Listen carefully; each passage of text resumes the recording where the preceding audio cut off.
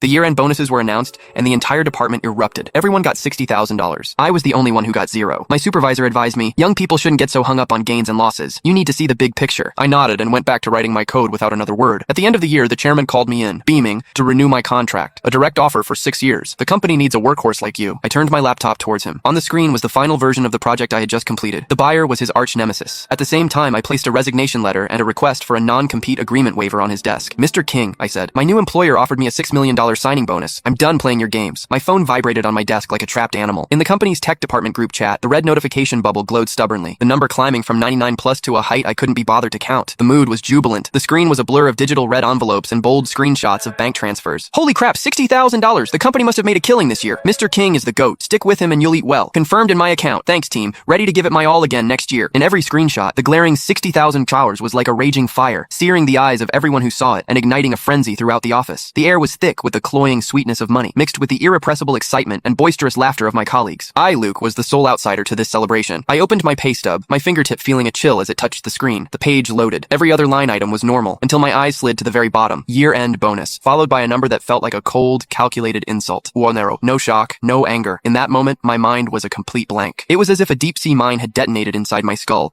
and in its wake, the world fell into a dead silence. All sound, all color, bled away. All that remained was that Nua Waller burning itself onto my retinas like a vicious brand. Luke, my office. My supervisor, Leo Kane, stood at his door beckoning to me. He wore that familiar smile, affable yet permitting no argument. I stood up without expression, pulling back my chair and walking through the ecstatic crowd. My colleagues, who had just been cheering, now wore complicated expressions as they looked at me. Some pity, some gloating, but mostly the detached amusement of watching a drama unfolding. I didn't care. I walked into his office and closed the door, shutting out the noise. Leo pointed to the chair opposite him and poured me a glass of water himself. Luke, you saw the pay stub, right? He began, his tone as calm and steady as a therapist conducting a session. I nodded, saying nothing. I know you must be feeling like this is unfair, he continued slowly, taking a sip of his tea. But you have to understand, as a young man, you need to see the big picture. You can't just focus on short-term gains and losses. The big picture? A cold laugh echoed in my mind. Such a familiar phrase. When he made us work late into the night, he'd say, young people need to hustle to grow quickly. That's seeing the big picture. When he made us take over failing projects for free, he'd say, with great ability comes great responsibility. This is the company's trust in you. You have to have perspective. Now, with those same words, he was erasing the blood and sweat of more than 300 days and nights of my life. You are the core of Project Zenith, the soul of the operation. The company sees it, and the chairman sees it. Leo's voice was laced with a persuasive power. This, you could say, is a special test from Mr. King. He wants to see if you're just in it for the money, or if he can truly entrust the company's future to you. Pass this test. Prove your loyalty and your perspective, and your future will be limitless. He leaned forward, lowering his voice to a conspiratorial, solemn whisper. Trust me, the company will never mistreat a true contributor. I looked at him, at the face that seemed so sincere as he sold me this fantasy. I could see the calculation and contempt in his eyes. He saw me as a tech nerd he could easily manipulate, a fool who didn't understand office politics, someone who could be placated with a few empty words.